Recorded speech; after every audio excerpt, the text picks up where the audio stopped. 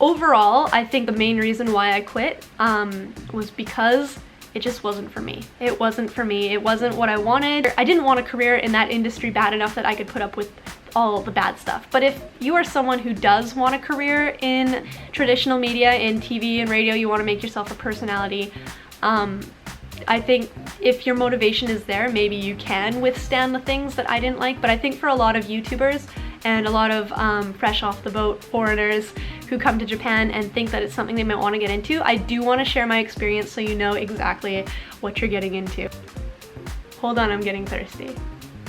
So the first thing I want to talk about is the exploitation of YouTubers with the myth of exposure. I've had tons of offers to appear on TV shows or to have programs made about me, about my life, about who I am, and not one of them paid. And this was a huge problem for me because I was teaching English at the time. I had scaled down a lot to accommodate the new job, but I still kept a bunch of classes because I still needed the money. Nobody mentioned that these TV interviews would not be paid and I would have to cancel my English classes. In fact, to get teachers to come out and cover my classes last minute, I was paying more than I was actually making per class. So I was actually losing money to appear on TV shows. On TV gives people the illusion that you're rich or that you're successful. I don't know what it is, but they're like, oh, TV is the pinnacle of success. You're famous now. Wow, you're so amazing. When, you know, I was actually doing better when I had a job. The myth of exposure is just, it's such bullshit, and they will get so many people willing to do it at least once for free because they think that they're gonna somehow benefit from it. As someone who's been blogging pretty much my whole life, you know, like before YouTube it was LiveJournal and like different websites like that, being on TV has never brought me more traffic than being linked on another blog has. If you want to grow your channel with exposure, collab with someone or get someone to write about you on their website. That's definitely gonna bring you a lot more traffic than appearing on TV. Another really frustrating thing about being a YouTuber in Japan and being asked to be on TV is that a lot of the time TV companies are after your viewership. So many times a TV company would not pay me for my work, but then they would ask me to please tweet and Facebook post and maybe even make a video letting people know to watch the show. And it was clearly just an attempt to, you know, harness the viewers and the viewership that I've taken years to build without paying me for it, without compensating me for it. And maybe to someone really inexperienced this might sound really selfish, but we deserve to be compensated for our work. We all deserve to be compensated for our work. It doesn't matter if it's your first time on TV or your 20th time on TV, there's really no excuse not to compensate bloggers. Another thing that really bothered me about being on TV in Japan is how often they would want to use my name and my face and my background, but give me a personality that was not mine. One of the worst shoes I've ever had. First of all, the director came to my house and he looked through all my stuff and he said, "Don't you have anything interesting?" And I said, "Well, like here are my books and my DVDs." And he goes, "Don't you have any manga or anime or like Morning Musume? Don't you listen to idols?" And I'm like, "No." And he's like, "Oh, that's boring." Sorry, guy. He eventually came back and we decided to do a report in a Japanese convenience store because I had not done a video about them at that point, and I said, you know, like, hey, I bet this would be interesting. So we went to the convenience store and he said, "Pick out something that you think is interesting." And I said, "Hey, this is really cool. There's so many different types of Japanese ramen, and in Canada I think we only have like one or two. So one of the things that I really like about Japanese convenience stores is how there are different types of ramen." And he goes, "Oh, we can't use that. I'm sure you like bentos. Bentos are interesting. Talk about how bentos are interesting." So I did that. I was like, wow, bentos, yes, there's so many different bentos, and in Canada we only have sandwiches.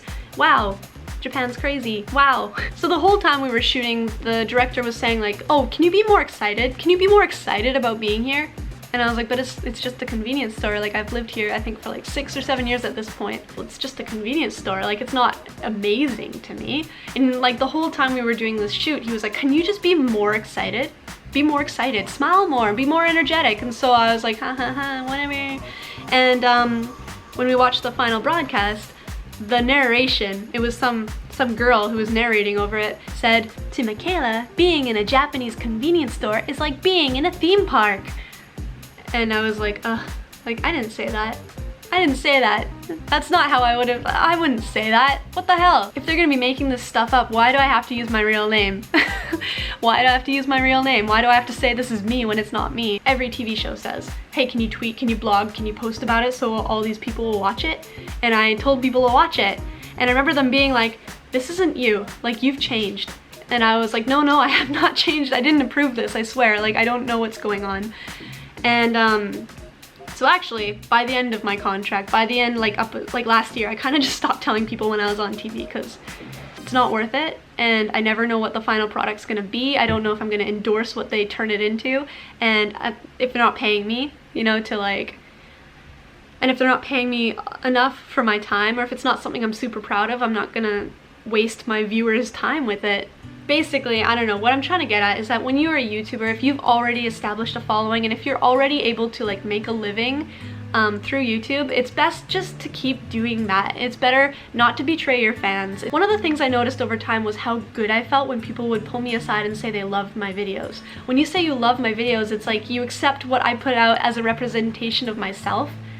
But, you know, when people said that they saw me on TV, I didn't feel that pride. I didn't feel that same pride at all. It was like, oh, then you don't know who I am at all. I feel like people who watch my YouTube videos and they come up and they're like, I've seen your YouTube videos and like I really like them. I feel like those are the people that can accept me for who I am.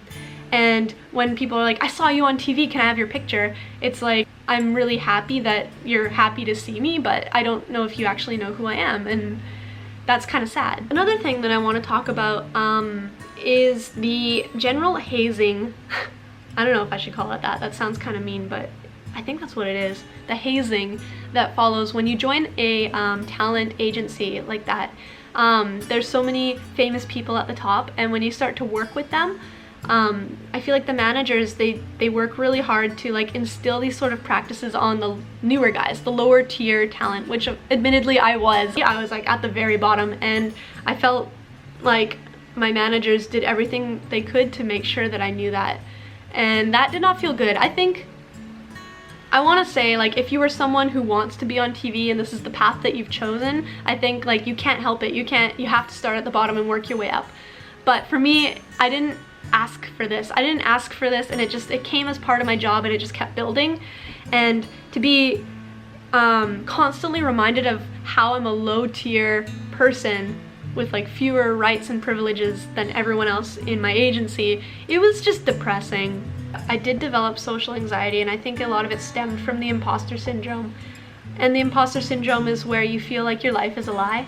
And the reason for that is because so many people have this sparkly-eyed view of television. It's like, if you're on TV, you must be successful, you must be famous, oh my god. I had people like spreading rumors about me, about how much money I was making, or they had no idea what was going on, or like how I wasn't getting paid to actually do things, or how, you know, I felt like I was being exploited as a blogger, as a foreigner. But people would come up and be like, oh, you're so amazing, or oh, we like you, but then the version of the person they liked was not even close to the real me. So I always felt like I was constantly letting people down. I felt like I was constantly disappointing people. I think that was the one side effect I was definitely not prepared for when I took this little journey, and I've been spending the last 8 months kind of recovering and trying to figure out where I am and who I really am, like who I am versus the me that's been projected to the world with my name on it. Like, I've been trying to get rid of that and kind of find this, and I feel like finally, after like 8 months of not being anything in particular other than myself, I'm kind of figuring that out again. I think I was really, really blessed, and I had great opportunities, and I'm thankful that I was able to explore that path, but it really was not for me. And I think that if you're a creator on YouTube, you're gonna understand it's much better to be liked for who you are than to pretend you're someone you're not. And ultimately, I enjoy YouTube, and I did not enjoy television. I enjoy making things and having people genuinely enjoy the things I make, or genuinely enjoy the opinions and ideas that I have, that I express. It just feels so much better. So that's my story. Thank you so much for listening. I'm losing my voice now, can you tell?